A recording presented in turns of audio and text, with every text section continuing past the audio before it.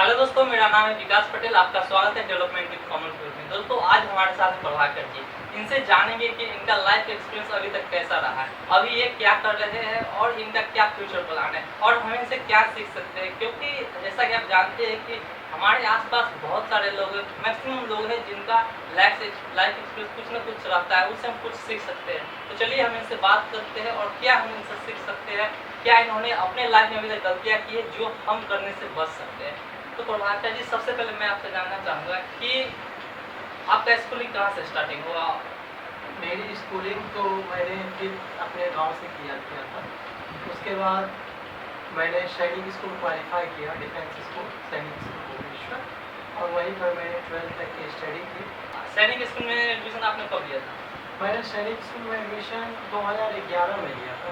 तो कौन सी क्लास में आपने सैनिक स्कूल में? मैंने 6th क्लास में एंटर किया था। और आप लोग के नॉलेज के लिए मैं बता दूं कि सैनिक स्कूल में या तो आप क्लास 6 से जा सकते हैं या क्लास 9 से जा सकते हैं। तो और कोई स्टूडेंट अगर चाहता है कि हम अगर 9th या 10th कंप्लीट कर लें और 12th में अगर एडमिशन लेना चाहते हैं सैनिक स्कूल में, क्या वो नहीं ले सकते? जी नहीं, वो नहीं ले सकते। या तो आप 6 में एडमिशन ले सकते हो या क्लास 12 में एडमिशन ले सकते हो।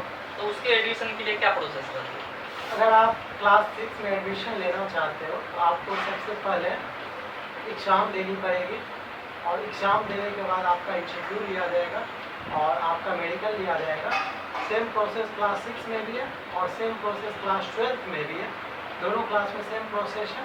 और क्लास 6 में ज़्यादा सीट रहती है, क्लास 9 में बहुत कम सीट रहती है। तो आप क्लास 6 में ज्वाइन कीजिए, आपका पर्सनालिटी अच्छा एक लेवल पर डेवलपमेंट होगा। क्लास 6 से 12 क्लास तक 7 ईयर्स जो है आपका पर्सनालिटी डेवलपमेंट का एक बहुत ही बड़ा प्लेटफॉर्म है। आपको पूरा एक डिफेंस ऑफिसर की तरह आप खुद में एक डिफेंस ऑफिसर फील करोगे। और वहाँ पर से आपको एनडीए करवाई जाती है। अगर आप एनडीए के एग्ज़ाम्स और इंटरव्यू निकाल लेते तो आप 12 के बाद डायरेक्ट आप जॉब में जा सकते हो डिफेंस की। तो लाइक अगर कोई स्टूडेंट सबसे पहले मैं आपसे जानना चाहूँगा कि कौन सा स्टूडेंट उसमें एडमिशन ले सकता है सैनिक स्कूल में? सैनिक स्कूल में देखिए सारे उसमें क्या कोई भी स्टूडेंट ले सकते हैं एडमिशन, जी या हाँ। कोई पार्टिकुलर स्टूडेंट होते हैं वो ले सकते हैं? ऐसा मिथ है सोसाइटी में कि ओनली डिफेंस ऑफिसर या कोई सेना में है उसके बच्चे पढ़ सकते हैं। लेकिन मैं बताना चाहूँगा कि मैं खुद एक फार्मर का लड़का हूँ जो कि कम्पीट करके सैनिक स्कूल में एंट्री पाया। इवन मुझे कुछ इंग्लिश की पता भी नहीं थी, सिर्फ मैं जानता था कि हाँ मुझे जाना है, करना है। और उससे पहले मुझे भी ऐसा ही लगता था कि नहीं, कोई जो जिसके पापा डिफेंस में है सिर्फ वही जा सकता है।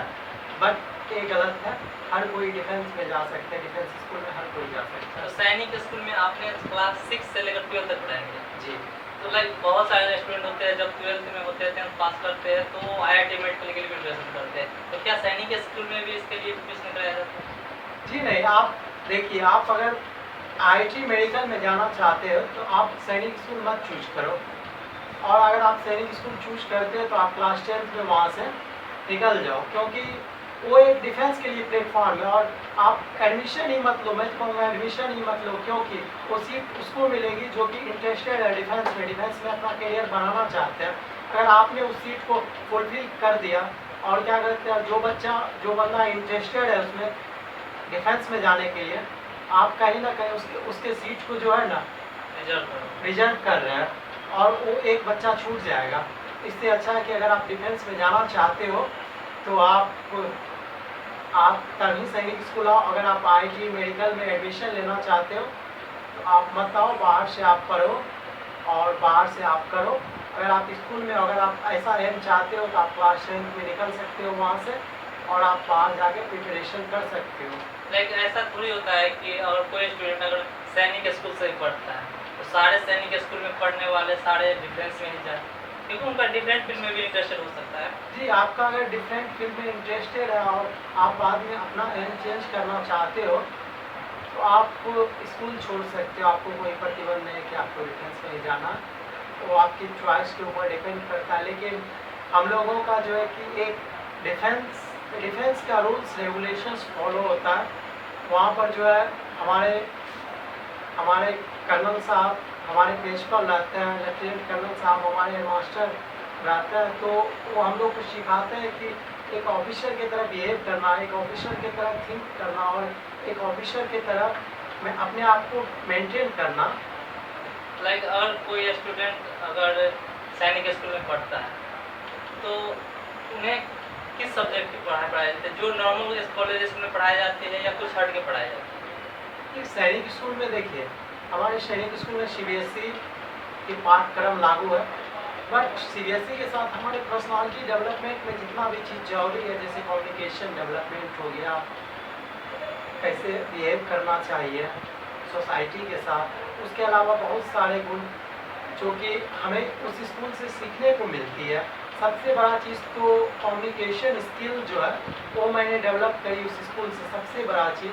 और सबसे बड़ा प्लस पॉइंट एक डेडिकेटेड पर्सन बना अपने लाइफ में, अपने गोल के तरफ कैसे डेडिकेट रहना है, उस गोल को पाने के लिए चाहे जैसे भी हो।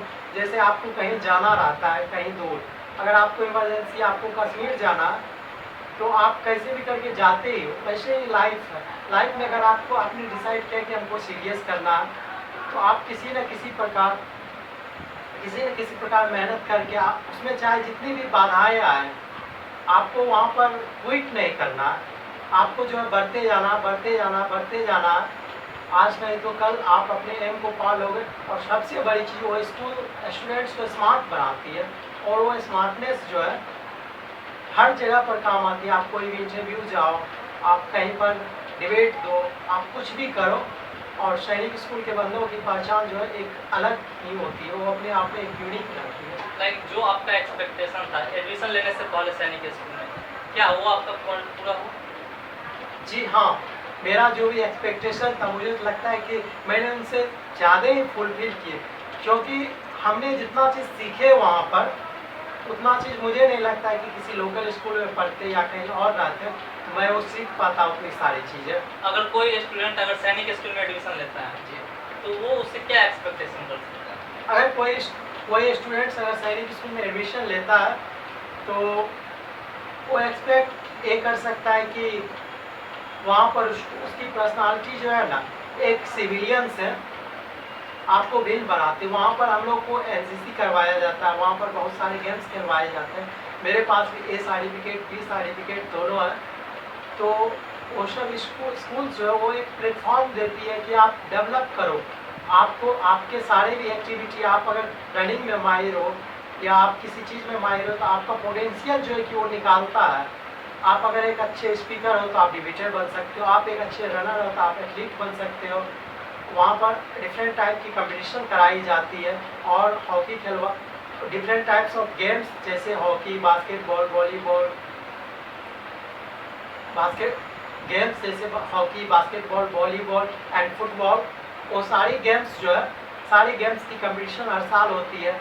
जो टॉप करता है उसे प्राइज़ मिलता है। एथलेट कंपटीशन होता है जहाँ पर कि हमारा 100 मीटर, 200 मीटर, 400 मीटर, बहुत सारी कंपटीशन होती है, बहुत सारी मोटिवेशनल लेक्चर होती है। मंथ में 2 बार 4 बार ब्रिगेडियर साहब, मेजर जनरल साहब, ये लोग आते हैं वहाँ पर, और वहाँ पर आके हम लोग को मोटिवेट करते हैं। यानी कि रेगुलर मोटिवेशन का भी काम किया जाता है? जी हाँ, रेगुलर मोटिवेशन का काम होता है। लाइक अगर कोई स्टूडेंट अगर सैनिक स्कूल से अगर कोई डिग्री प्राप्त करता है लाइक 12th का, क्या उसको डिफरेंस में किस प्रकार का छूट मिलता है? जी नहीं, अगर कोई स्टूडेंट सैनिक स्कूल से पास आउट है तो उस बच्चा में इतना टैलेंट होता है कि वो कोई भी एग्जाम क्रैक कर सकता है। छूट नहीं, उसको डिफेंस का उसको हर एक चीज़ पता होता है कि हम क्या कर सकते हैं, कैसे जा सकते हैं, हर चीज़ उसे मालूम होता है पहले से, तो उसके लिए ईजी रहता है। ऐसा नहीं कि हम लोग को छूट मिलता है, तो कोई क्या ऐसा नहीं। सैनिक स्कूल में ग्रेजुएशन करने की कोई व्यवस्था नहीं है? जी नहीं, सैनिक स्कूल में ग्रेजुएशन करने की व्यवस्था नहीं। ग्रेजुएशन आप बाद, एक्चुअली सैनिक स्कूल जो है कि वो आपको एनडीए भेजने के लिए ग्रेजुएशन करने की। एनडीए भेजने का काम करती है। आपको एनडीए की एग्ज़ाम दिलाएगी और आपको इंटरव्यू दिलाएंगे, तो आप वहाँ पर एनडीए के थ्रू आप जा सकते हो। खरगोन पुणे में जो है। तो आपने किस सैनिक स्कूल से पढ़ाई की? हमने बताया सैनिक स्कूल भुवनेश्वर से हमने पढ़ाई की है। तो उसका हॉस्टल फैसिलिटी कैसा है? हॉस्टल फैसिलिटी अगर देखा जाए तो एक्सीलेंट है, और हम तो कहेंगे कि आप सैनिक स्कूल ज्वाइन कीजिए। आपका लाइफ एक ऑफिसर वाला लाइफ रहेगा। 7 इयर्स जो है आपके एक अच्छा लाइफ रहेगा। उसके बाद आप में इतना कैपेबिलिटी आ जाएगा कि आप फ्यूचर ऑफिसर बनोगे। और हमारे स्कूल भी बहुत सारे डिफेंस ऑफिसर, बहुत सारे आईएएस ऑफिसर भी अभी तक दिए हैं, और बहुत सारे डॉक्टर, बहुत सारे आईजीएम। तो लाइक कोई स्टूडेंट अगर सैनिक स्कूल से 12th करता है तो उसके बाद अगर वो कहीं एडमिशन लेना चाहता है तो उसके लिए सैनिक स्कूल से उसे कोई रिलेटेड नहीं है कि आप अगर सैनिक स्कूल से पढ़ाई की है तो आपको कुछ एक्स्ट्रा एडवांटेज मिलने वाला है? जी नहीं, आप अगर गेम्स में एक्सीड किए, एक्सीलेंस किए तो आपको स्पोर्ट्स कोटा में डीयू में मिल सकता है, और ऐसे कोई नहीं कि आप सैनिक स्कूल से हैं तो आपको छूट यानी नहीं कि दिया जाएगा। आप अगर- सैनिक स्कूल वाले बंदे अगर डीयू में या बीएचयू में एडमिशन लेते हैं तो अपने टैलेंट पर वो लोग लेते हैं। हमारे पास उतनी कैपेबिलिटी होती है कि हम लोग एग्ज़ाम को क्वालिफाई करें और हम लोग वहाँ पर एडमिशन ले सकें। जैसा कि आप बता रहे थे कि आपने 12th किया सैनिक स्कूल से, तो सैनिक स्कूल से निकलने के बाद आप क्या किए?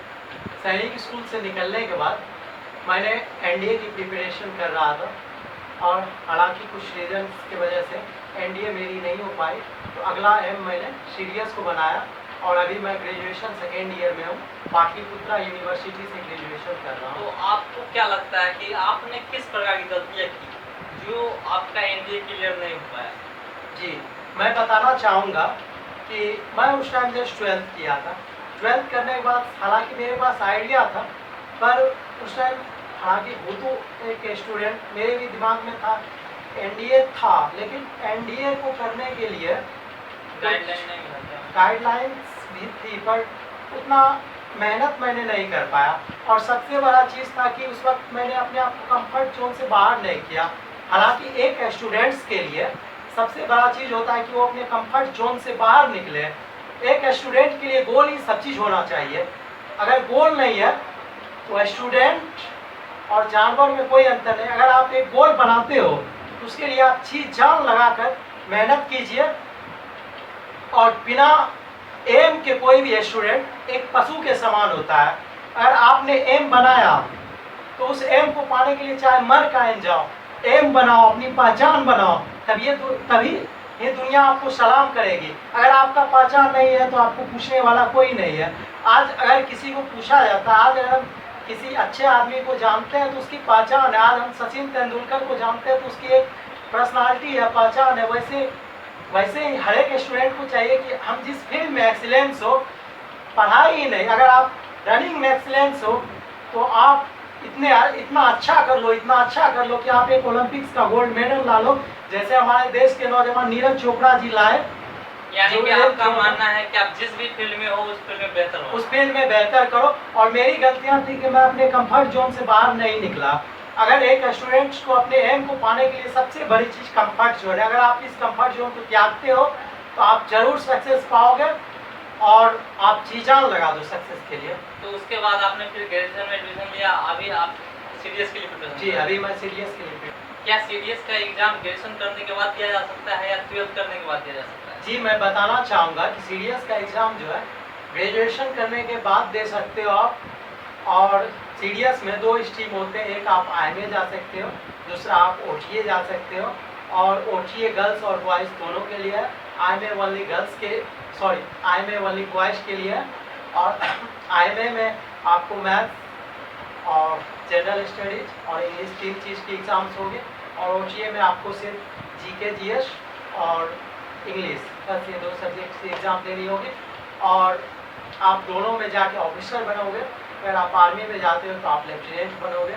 आपको क्या लगता है कि कोई भी अगर स्टूडेंट सीडीएस का प्रिपरेशन कर रहा है तो सीडीएस की प्रिपरेशन करने में कितना दिनों का समय लग सकता है?